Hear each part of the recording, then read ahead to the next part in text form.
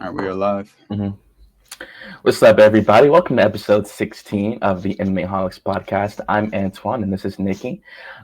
Today, we are joined by one of the best coaches, one of the best minds in all of mixed martial arts and combat sports in general, Mr. Ray Longo. How you doing today, Mr. Ray? You good?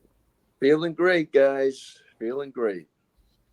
Yes, sir. Of course. We want to thank you again for joining us. We really do appreciate it.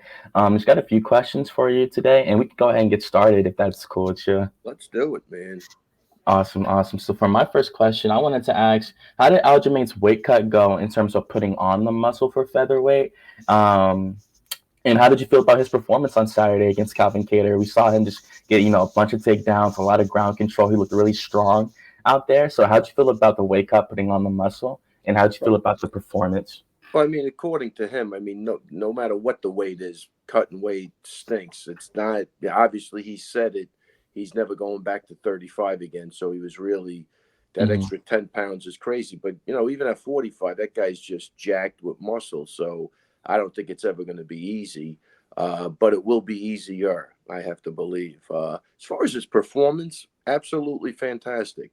I honestly believe it's one of his best performances. I mean, he was kind of down on Hmm. himself, but I mean, he took a guy that's fought the who's who in that division, and he shut him down completely. So I don't think that's an easy thing to do. It's his first time moving up in weight. He was coming off a loss. I think he had a lot of pressure on him. I think he probably felt it, but I thought he was outstanding. I thought, like again, it wasn't, meet me in the center of the ring and let's kill each other like a Holloway. He deserves the money. I mean, he's definitely that's, Holloway's personality. But Aljo is a cerebral fighter. He plays to his strengths, and I think that's what we saw. Hmm. Yeah, and my question, it's like Aljamain, I feel like he beat Cater on the feet and he dominated on the ground, and the crowd is really against that for him. They booed him, and this isn't the first time we've seen Aljamain look visually upset after a fight. He got a lot of knack after getting kneed illegally. So, Right. what do you have to say as his coach to the fans who keep booing him after these performances that he's doing all the right things in these Right. fights? I look. I mean, honestly, I have nothing to say to the fan. I mean, you have to define what a fan is because he does get some love too, and I think the people in the know what's going on. So to placate to a bunch of guys that are drinking that have no clue as to what's going on, I wouldn't waste the time, and Mhm. that would be my advice. Even though I think he does respond to a lot of people, I just I never block anybody even saying anything negative because I want everybody to see how stupid it is. You know what I mean? So it's not you just keep coming, and if it makes sense, I'd agree with you. But with this type of stuff, I mean, look, this is a rough fan base, man. So I mean, if you're out there to please the people, you're never going to please everybody. So you might as well just be yourself, do your thing. Like again, get the W and then move on. I mean, you can't please everybody, and at this point, I don't even know if he could turn anything around because this is going on for a while now. But again, as his coach, I even told him in between the second and third or whatever round it was, like, do not listen to the crowd. That means absolutely nothing. So, and that was it. Were you surprised at all that he barely got hit in that fight? It seemed like, I mean, he was just on the feet, moving and just striking, and he Dude, looked untouchable for a little I, bit. I got to tell you, Nicky, I was surprised. Cater is like that's his game. He's a good Yeah. boxer, man. Hmm. I actually like Cater's game a lot. I like Calvin, and I like the way he fights. Like you said at the beginning, he outstruck him. Hmm. I like again. I don't know. Like he stood with him, he took him down, ground and pound. He had kicks. What do you want from the guy? Like I don't even. That's why I say, why would you even address anything? But yeah, I'm going to say I was surprised because I don't think he got hit at all. You know, Hmm.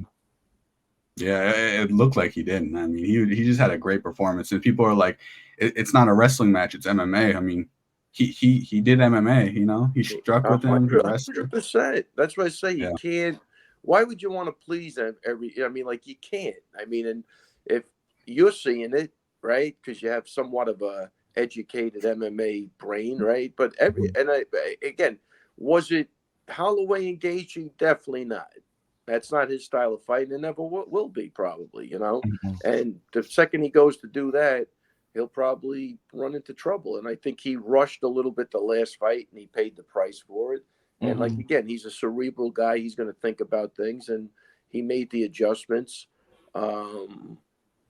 against a good striker. I mean, I could see Cater beating O'Malley in an MMA fight easy. Not easy, but you know what I'm saying? Like, his boxing is good too, and he's powerful. So if you're going to sit there and trade with him, 9 out of 10 times they'll probably go to Calvin's advantage. Mm-hmm. Right. I agree. So we're gonna jump to the co-main event real quick. With Yao Xiaonan, she was definitely. It seemed like a lot of people think she was out at the last 10 seconds of round one with that choke. And my question is, do you think Jason Herzog should have stayed on her a little more and checked if she was still in it? Because it seemed like at the 10-second mark, he picked up her arm and just left that last 10 seconds and didn't do much more. And just when the round's over, she got up, she stumbled. So do you think he should have done a little more to make sure she wasn't out or she was out? You know, he really is one of the better refs out there by far. Mm-hmm. You know, I was backstage with Aljamain. I know exactly what you're talking about. And because Mm-hmm. I know I think on the Anik podcast, I compared to when Merab fought Ricky Simon, and he survived the round. But then somebody outside of the octagon made a decision that he didn't survive the Didn't round, which I think survive. is absolutely bizarre. Mm-hmm. Right? So Herzog was there. Listen, based on the rest of the fight, he made the right call. Like, if she's out, she's out, right? But she did stumble, but that's like rocking the guy with a punch, and he stumbles Yeah. back to the corner. Is he? Right. Yeah, she was definitely feeling it, and like, it definitely hurt. But I think, like, again, now it's hindsight because it's over. But I think, based on the way she performed after that, it was she didn't tap. It's like Yeah. Sarukian. They got, that's tough, man. A lot of people, it's not easy to decide to take a nap, man. And so Mm-hmm. she showed the heart and the balls of a champion. And the same with Sarukian. So they both came back. Sarukian came back to win the fight. She came back to put up a really good fight, rocked Really her a fun. couple of times. But so I'm gonna say he made the right call. He does roll. He is a jiu-jitsu guy. If she was out, she would have been laying on the floor. So I think she was right there, though. I mean, you're talking seconds now. So, Yeah, I'm no, not we a ref. often just see the refs like lifting their arms a lot to make Yeah. sure, I mean, we had a decision. I mean, they had a rematch. I forget what fight it was, but they had to rematch because he pulled him off too quick. So I was just wondering if you thought, he should have stayed on her for those last 10 seconds. It was a tight choke. Same thing with the Charles and Arman fight. I mean, these are tight chokes, I mean, It's hard, That's why we're how not does refs. how does Arman survive that choke? Right. And you could The see he was guillotine was even tight. starting to panic, but Mm-hmm. guys are tough, man. Even the dart And stroke. that honestly, guys, you can't teach. You can't teach what Arman did. You're either born with that or you're not born with it, So, so I think Jason's a good referee. I wouldn't say anything negative about it. You could always probably do more, and fighter safety is paramount. So I'm sure everybody was glad he let it go. Mm-hmm. Right. Yeah, like, and even then, I do agree with what you said. I know Yan Xiaonan, like, she lost on like a 29-25 decision, but I thought that was pretty insane. I'm not gonna lie. I was there at the event and even watching it, like, I thought she did way better than a lot of people thought she was gonna do. Like, 100%. mm-hmm, like dropping her a couple times the way she did. She was not straight. Like, she was not afraid to strike at all. I think it was literally just the ground game. Like, if she had a crazy like sprawl or takedown defense, she could have won that. In my Without a opinion. doubt, you're right, 100% Mm-hmm. correct. I mean, she was hurting her on the feet. So it's one of those fights where the score is correct, but Right. it's not indicative of the fight because, Mm-hmm. Wiley she was in trouble. I mean, she was in trouble a couple of times. Mm-hmm. And that's why I said, why don't they get down on her for going to the wrestling then? I mean, that's what MMA is, right? So, Right. The other girl has to tighten up her takedown defense. And I tell you, it's a different story. 100% Mm-hmm. a different story. Right, 100%. I definitely agree. Like, what fight would you say was your favorite on UFC 300? You know, it was a bunch of bangers. You know, people are calling it the greatest card of all time after the event now. So, what would you say your favorite fight was at UFC 300? Well, I think, look, man, the two. I mean, here's what makes it a great event. It had a lot of like things that are going to stand out forever. I mean, Mm-hmm. Holloway, has nothing to gain by planting his flag and go, let's go. I mean, against a guy that could knock you out with one punch, he's done it 1,000 times. He's winning the fight. The only thing that can happen is he gets knocked out. And these are the guys that deserve, no risk, no reward. Man, that was risky. He put it on the line. And I think that's why 2 seconds left, a second left. If that was a movie, nobody would believe it. They'd say, that's fucking bullshit. But that guy, he brought the house down with that. And I think Alex getting kicked in the balls and not even looking, not even turning his head and pushing the ref away and knocking the guy out 5 seconds later. Like, again, if he would have knocked him out 2 minutes later, it's not as big of a moment. But that moment of just give me a chance. Yeah, hold on a second. Mm-hmm. Don't even. We're not stopping anything. Right. And he went right back in there, and like 5 seconds later, knocks him out. I think those are two moments that are going to live on forever and that make that event great. The whole event, and you felt the energy, Antoine, because you were there. That was a really one. I'm going to say that was the best event I was ever at. From the press conference right to the end of the fights. End of it, right? Yeah, it was just something different for sure. Even like going to the press conference, like I had to fight tooth and nail to get there. It was pretty insane with the line. Just getting there and like how they had all the fighters behind the curtain before they had rose it, and like you could even see the fighters themselves. Even Aljamain was like you could tell when he hopped up and like he was really happy to see the fans like that. Like they knew like how honored they were to be like to get the call to even be on that card because most of those people, if not all of them, are like future Hall of Famers, including Aljamain. So it was just really cool to really see the best fighters actually on the card really perform. I agree 100%. I mean, I've been around a long time, man, and I actually felt that. Like, I felt like, wow, this is different.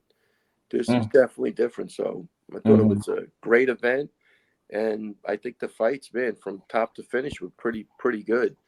And I think that's, again, there were a lot of knockouts, a lot of submissions. I think Aljo's fight going the distance, didn't help him. And look at the fights he was sandwiched in between, right? I think it was Harrison, who that was a big moment for her. She got in there and just crushed Holly Holm. Finished her. Right. And then after him was the jury fight. Yeah, with that kid. That was just insanity to the max. So, look, you got to call a spade a spade. I think Aljo, to me as a coach, fantastic fight.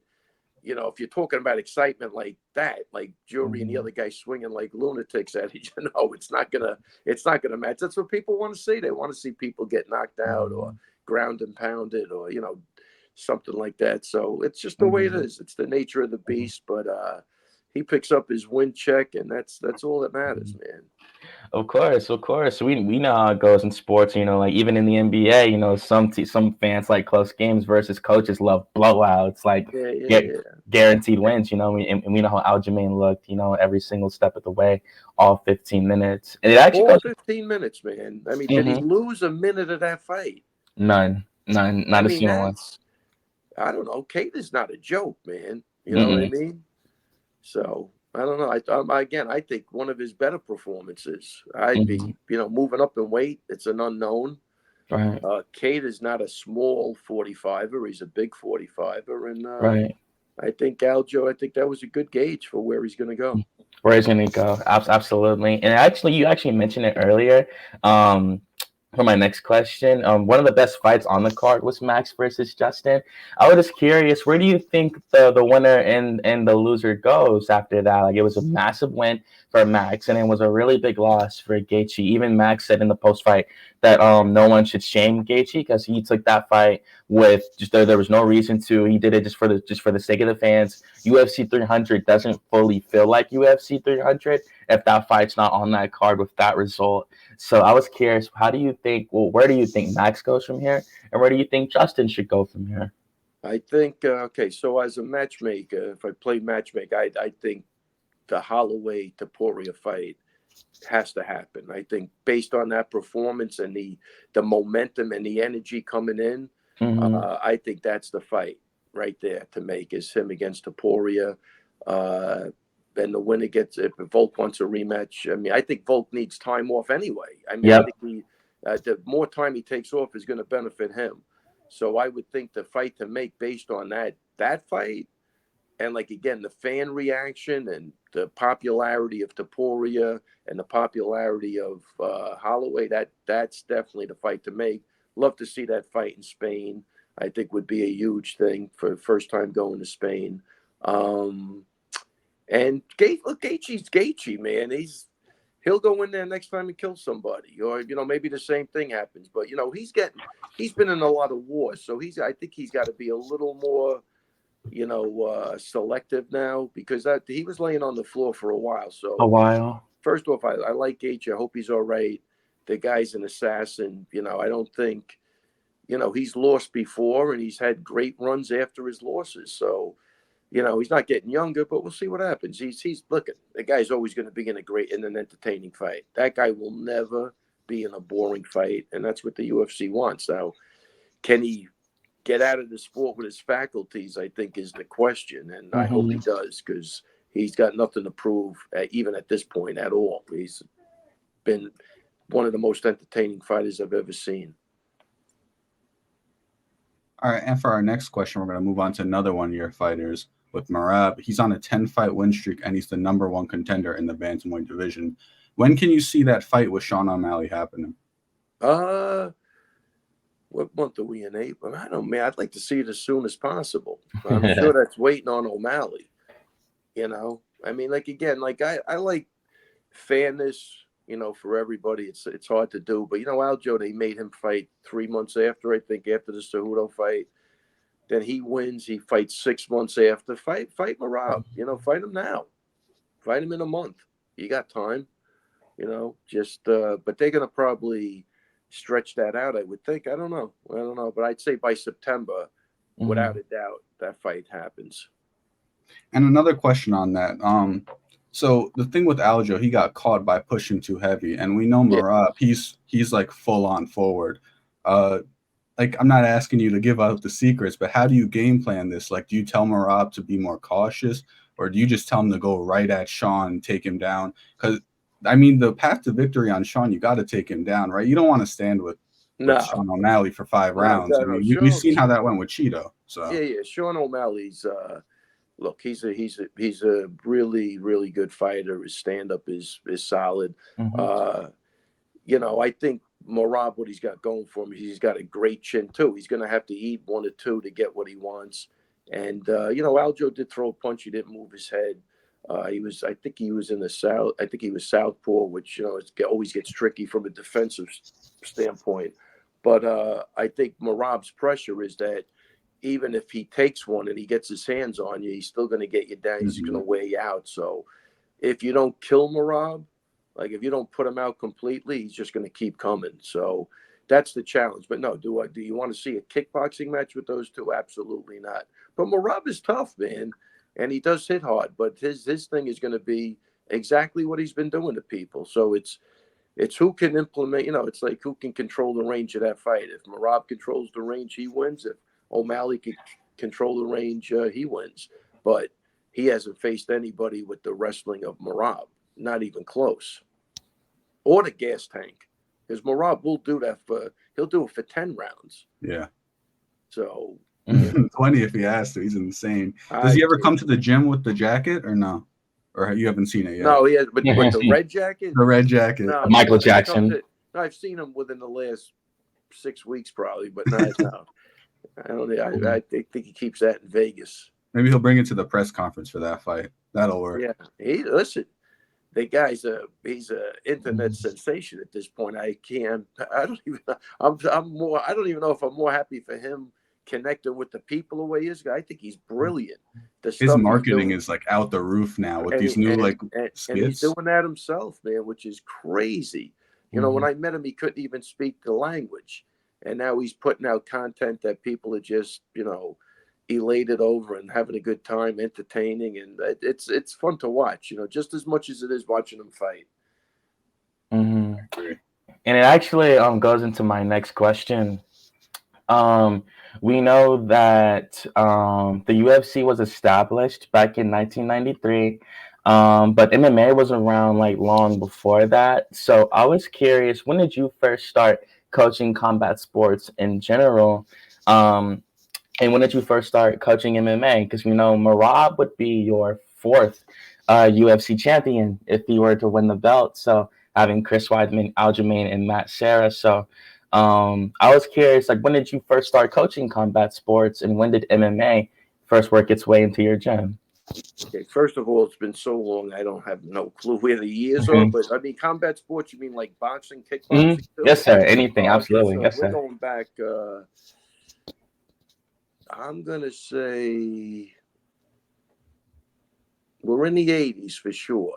Maybe I had my first kickboxing champ in '88. I'm gonna say I could be off a little bit. I always had guys in the Golden Gloves, a lot of semifinalists, quarterfinalists, and I had a kid win the gloves. And I really basically could claim 3 Golden Gloves winners, but 2 of them got robbed in the finals.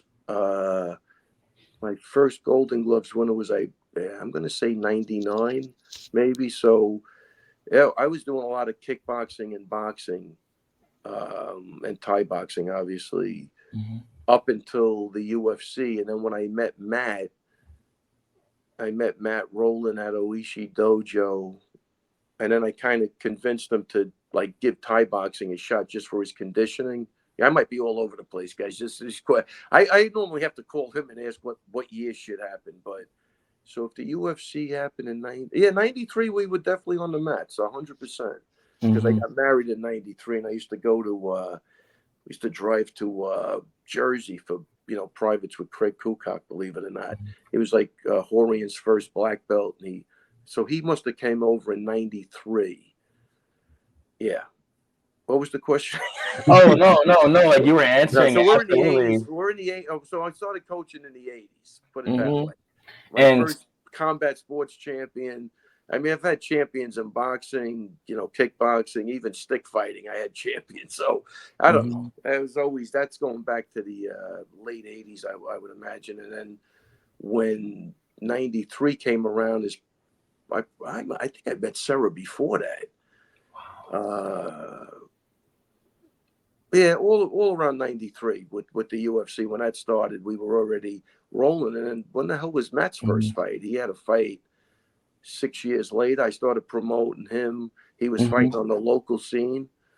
And then, you'd have to really check out what year he went to Abu Dhabi. Abu When he Dhabi. beat John-Jacques Machals, and he kind of lost in the finals to another guy from Gracie Barra. But whatever year that was, and he fought Shoney right after that.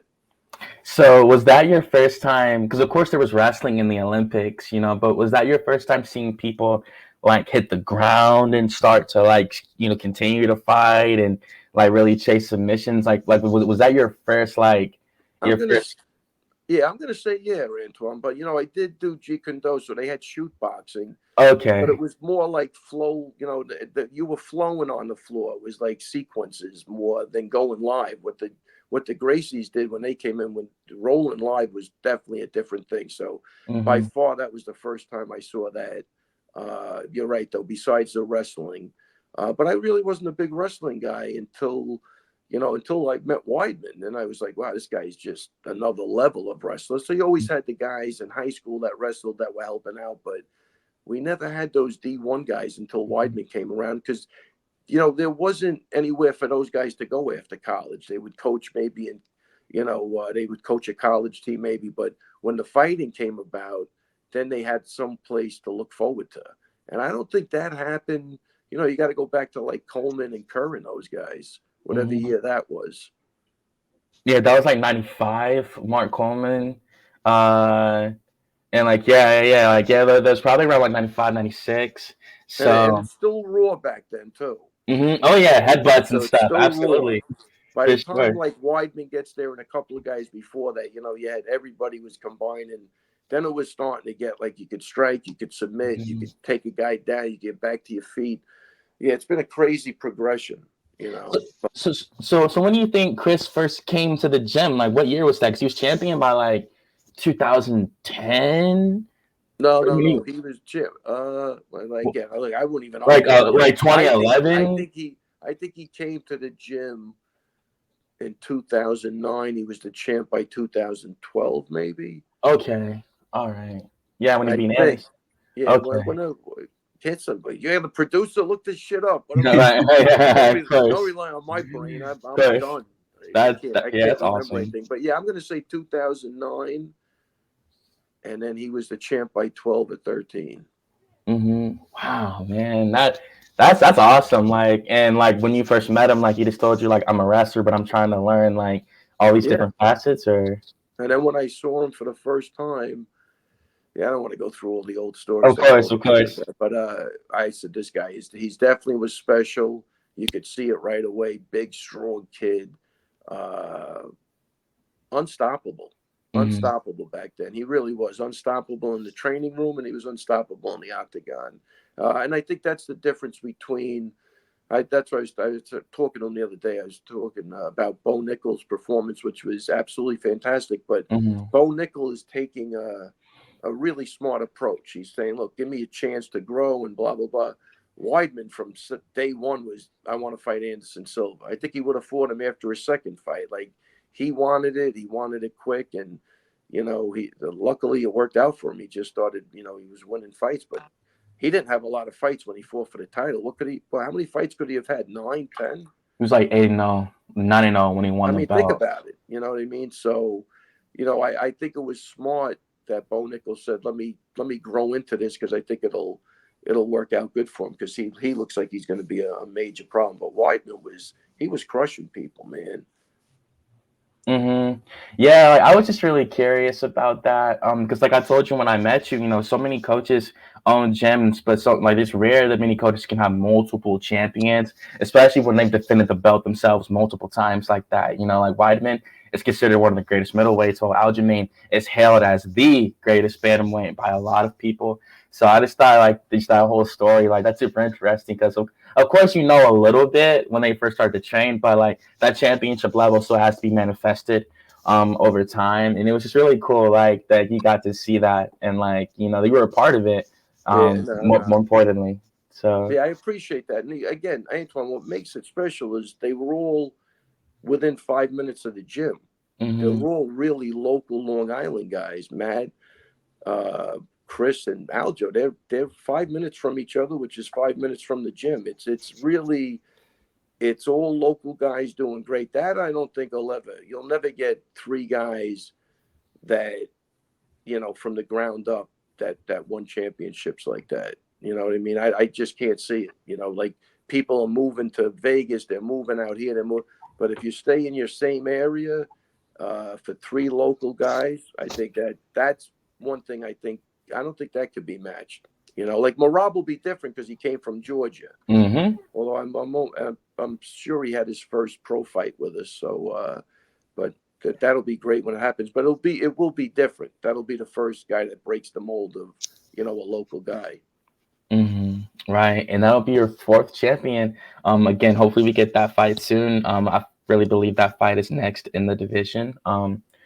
But thank you so much for your time today, Mr. Longo. Again, Nikki, if you have a question for him or that's it for me. I appreciate you coming on the podcast. It means a lot to Nikki, us. The reason I'm doing this guy's an outstanding young gentleman. I mean, he was so nice in the lobby. I gotta kick back. I gotta kick back to the people that are going to be the future of this sport. And hopefully your podcast, hopefully we get it going. Absolutely. Hopefully it blows up, man. Hopefully we get Merab on here soon. Anything I could do to help you 2 guys, just let me know and I'll try to do whatever I can. We appreciate it.